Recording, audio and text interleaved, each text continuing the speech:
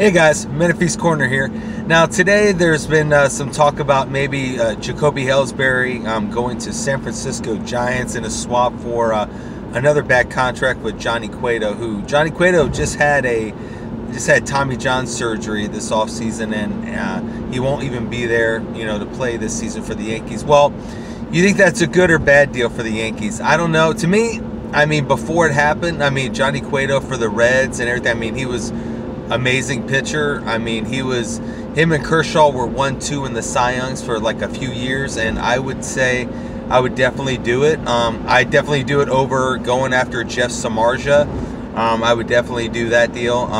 But now, they could always look the route of maybe Arizona and see if they want to, take the rest of the contract of, Zach Greinke. But Zach Greinke also is like 3 or 4 years older, so you might not have the length of it, and there's more contract there, but he's an established pitcher and has been his entire career.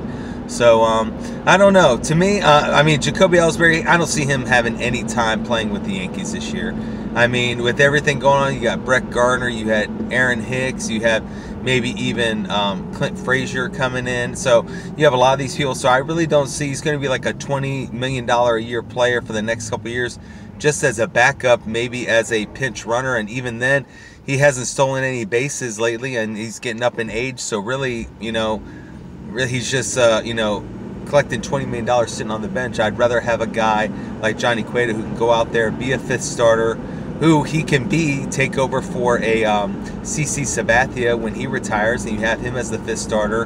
And then also you got to think about, what's going to happen, like with Masahiro Tanaka. Are they going to re-sign him again? Are they going to let him go away? And then really you only have a couple pitchers that have a couple years left with the Yanks. You got Severino, you have J Happ, you have Paxson. But this offseason you also have to think about Yankees could presumably go after a guy like Garrett Cole, which I think they should. They should definitely go after Cole and sign him to a long contract because he's young. I would go after him, and him and Severino at the top of your rotation. That's as good as probably anybody. Look at this year. Houston has probably one of the best starting rotations, or they did last year. A lot of key people are gone now, but to me, when you had Verlander and Cole, think of Severino and Cole. That'd be awesome. And then you have Paxson mixed in with that deal, and then you have a guy with, in and out stuff, deceptive Johnny Cueto. So he has a lot to prove still, but I would definitely, take a chance of going after Johnny Cueto.